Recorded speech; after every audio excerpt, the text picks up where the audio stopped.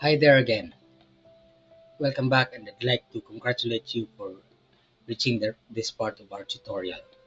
We have just hurdled a very difficult part in not only in Python programming but also in PostgreSQL.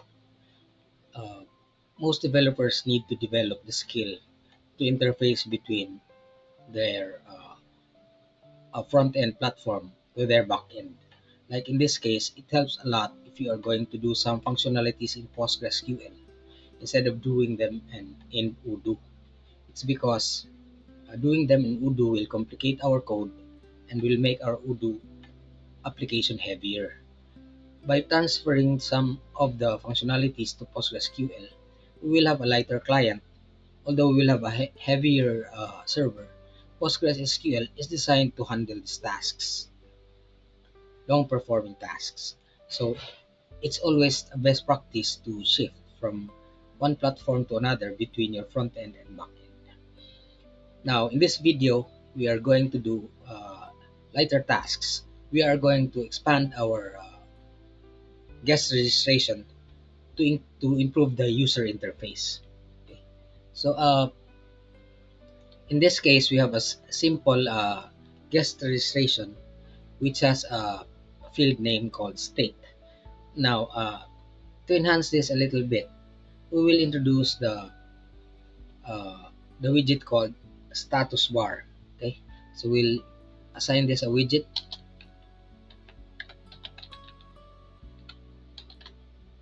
Status bar, there is it. Okay, we'll just assign it no label. Okay, by default. Let's save this, and then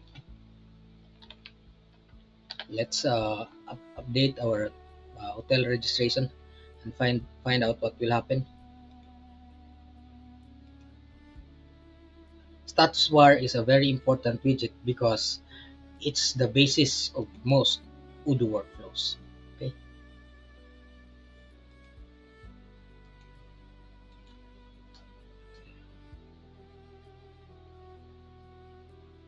having a technical problem here. Okay, anyway, I'm back.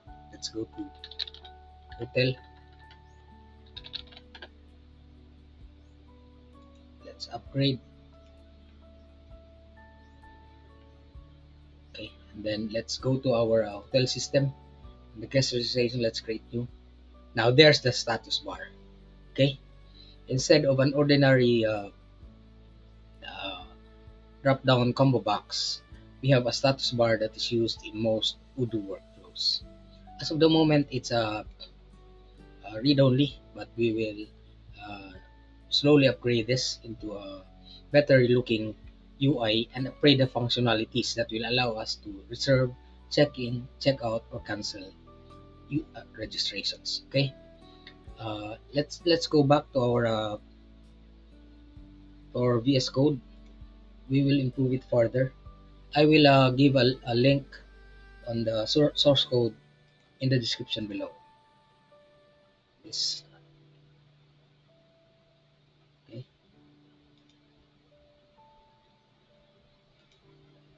I'm sorry. I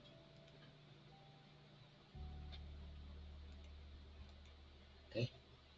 So let me look at my guest registration XML. Okay. We are going to improve our view. We have a sufficient list. Now we are going to introduce uh, a new tag. Okay, in our view. Remember, we only have a form.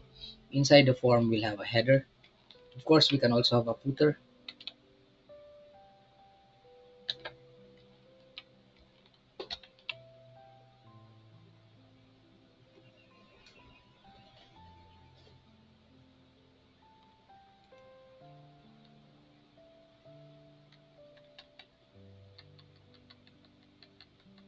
A header is this is the top is the top box in our form. Okay.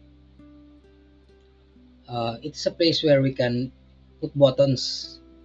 Okay. We can also have it in the footer. Okay. For the moment, we don't have a footer, so we'll put all our buttons and status widget bars in the header. Okay, let's save this. Let's update our application.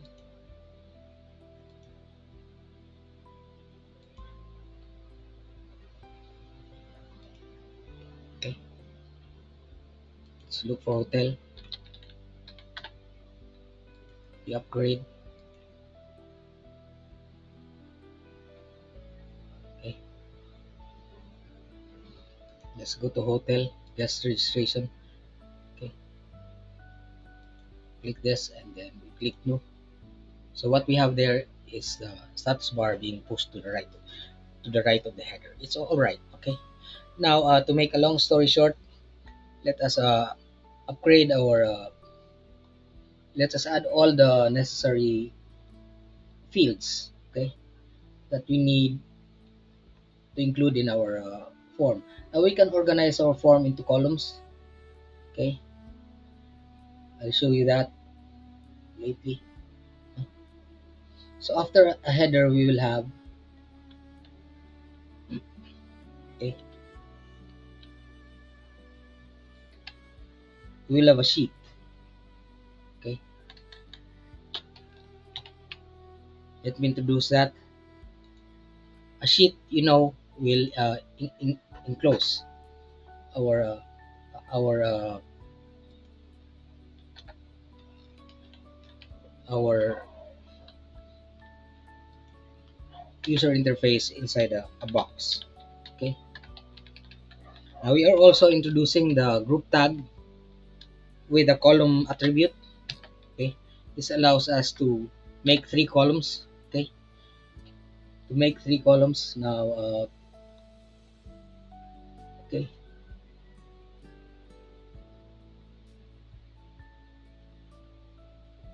Let's add the necessary uh, fields. Okay. This is column one. The first group is column one.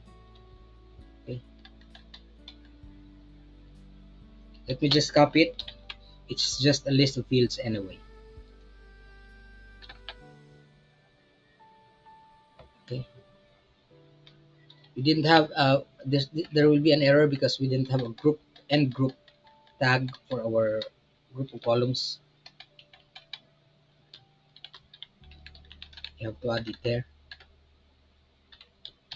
Okay, so the first group will be the guest registration, the guest ID, the room ID, and the room name. That will be the first group.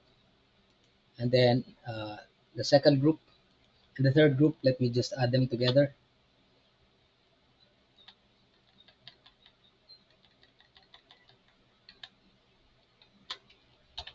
Okay,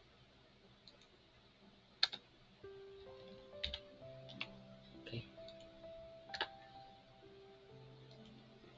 okay. So we have grouped our fields into three groups.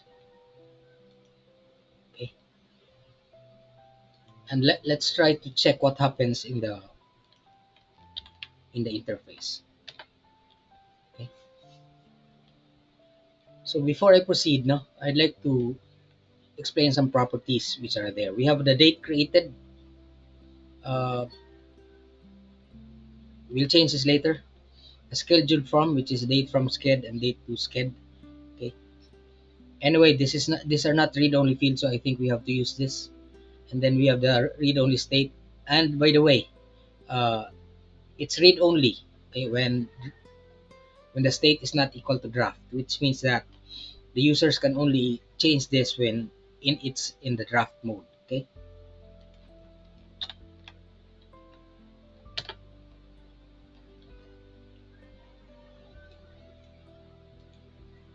Let's go to apps. Let's activate the developer mode. And then I think we can go to hotel directly. Grade. Okay. There's there are errors. We'll just read this. I think this is simple. Okay. Date created does not exist in hotel guest registration. So I have a typo there. So date created is not in our It's in the XML, but date created. Okay, I think it's create the date. Let's look at our guest registration.py. Uh, we have a read only. I think we can use the read only field. Okay, uh, okay, there it is. Create date AM PM. Okay,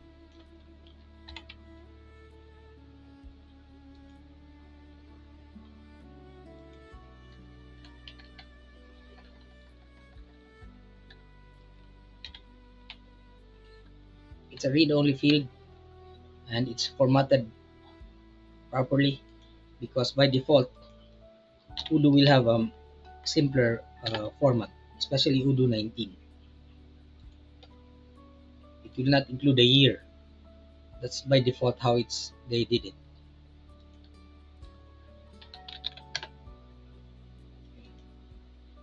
So we don't always vibe code. It's faster that way. Now we have it here. Okay, our guest registration will have a number. No? Look at that. No, we'll have drop down buttons and then the rooms. Okay, we have this, the packs. No, and the scheduled check-in. We have grouped them into three groups. So we have the first group, the second group, and the third group. Okay, so where you can change. No, okay, change this. Did we have a date? Where's our date? Okay,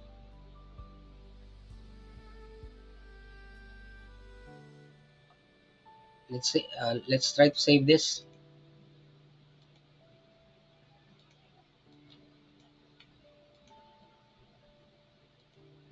and save this.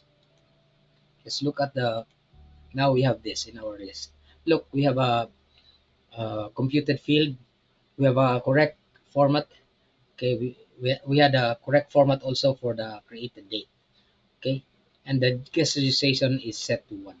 We can double click this and we have that. Okay, now we can click these buttons yet because we need to make actions. Okay, so we are now in the part where we will change our user interface. I will give you a link on the source code, and then in the next video we will try to enhance this to include the buttons for reservation, check-in, check-out, cancel, and then later we will create the necessary Python actions that will also change the status of our registration. We'll also, by the way, do conflict resolution to see to it that there will be no conflicting reservations or registrations. Thanks for watching and see you in the next video.